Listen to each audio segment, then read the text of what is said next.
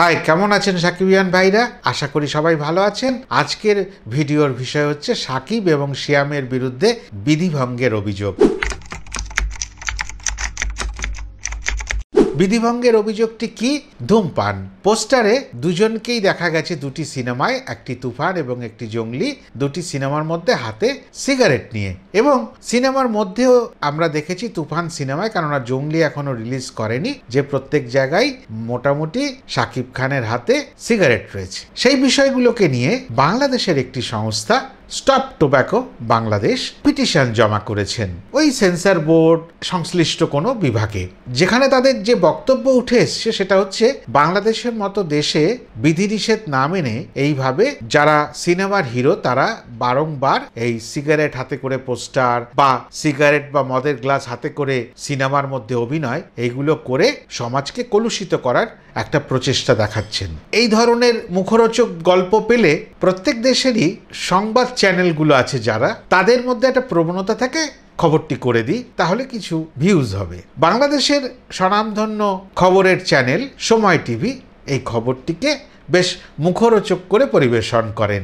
খবর তো করাই যায়, কিন্তু তার যৌক্তিকতা বাস্তবিকতাটা দেখে করতে হয়। সেই বক্তব্যগুলো যেন পাশাপাশি বলা হয়, কেননা যে কোনো খবরকে সপক্ষে এবং বিপক্ষে বলার সুযোগ দিতে হয়।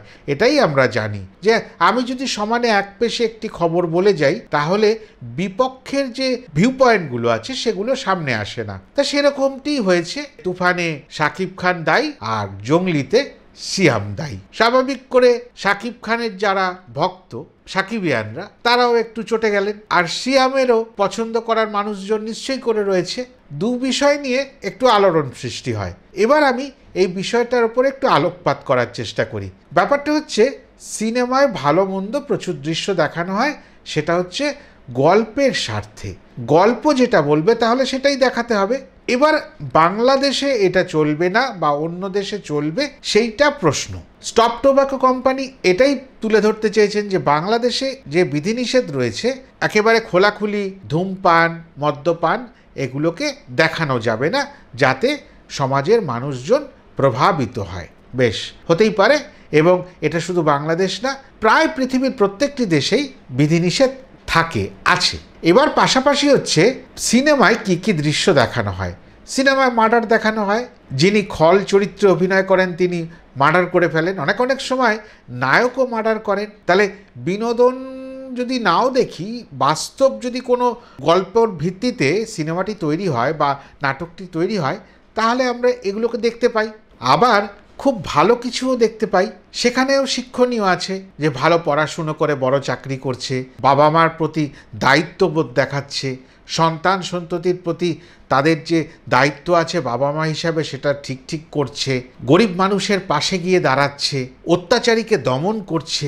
এই বিষয়গুলো তো স্বাভাবিক করেই গল্পের ছলে ওই সিনেমায় দেখানো হতেই পারে, কেননা ওটা গল্পের একটা অঙ্গ, প্রয়োজন। তা শুধুমাত্র এই সিগারেটটাকে নিয়েই আপনাদের বিরক্তের কারণ কি? আর এখানে যদি সত্যি বিধিনিষেধ তৈরি করতে হয়, আরোপ করতে হয়, তাহলে পন্থাটি কি? সেই দেশে তামাকজাত দ্রব্য বা মদ্যপানীয় একেবারে নিষিদ্ধ করতে হবে।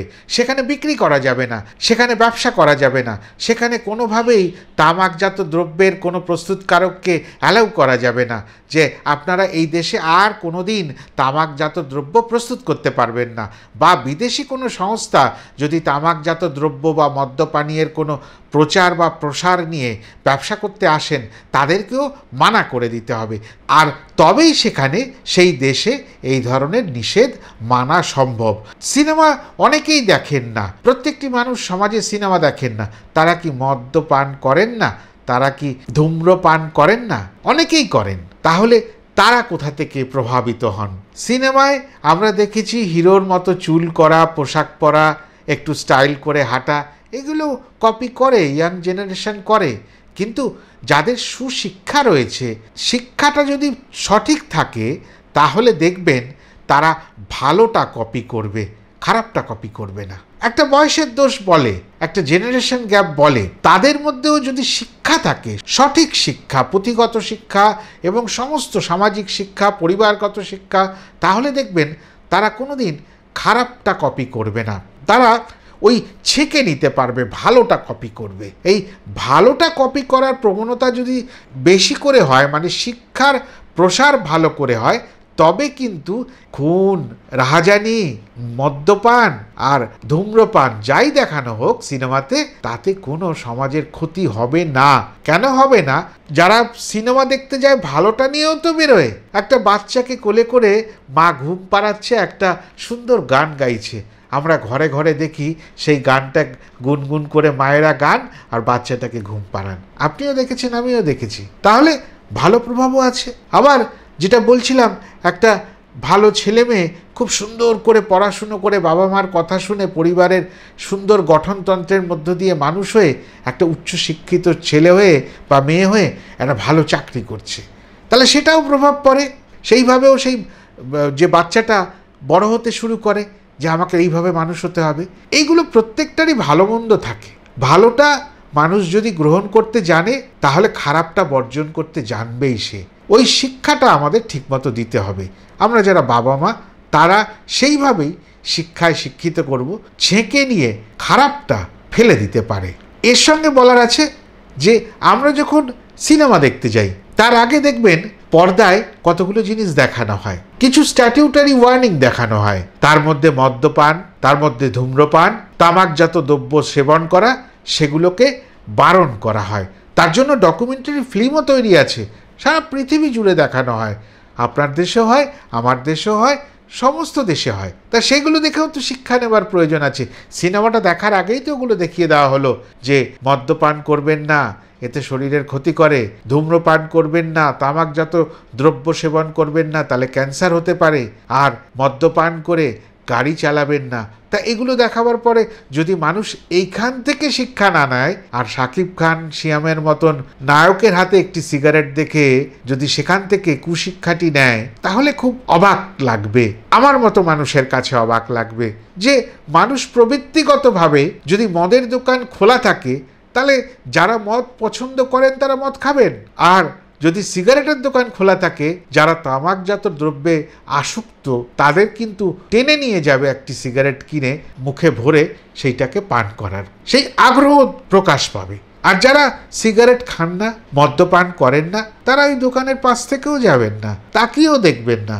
এটাই তো স্বাভাবিক। আমরা পুরুষের পোশাকের দোকানের পাশে যাই, আমরা তো নারীর পোশাকের দোকানের পাশে যাই না। আর একজন নারী সে পুরুষের পোশাকের দোকানের পাশে যায় না, তার নজর থাকে ওই নারীর পোশাকের দোকানটির দিকে, কেননা সেখানে কত সুন্দর পোশাকটি ওই বাইরের শোকেসে ঝুলছে, তার দ্বারা প্রভাবিত হয়, ওই পোশাকটিকে পরার ইচ্ছা প্রকাশ হয় তার মধ্যে।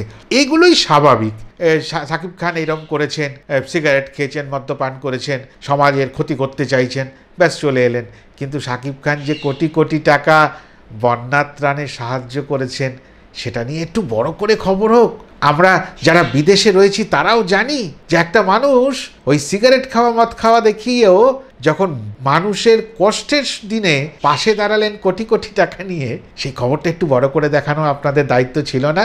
যারা সংবাদ প্রচার করেন তাদের একটু দায়িত্ব জ্ঞান বোধগুলোকে পরিষ্কার করে বুঝে নেওয়া দরকার।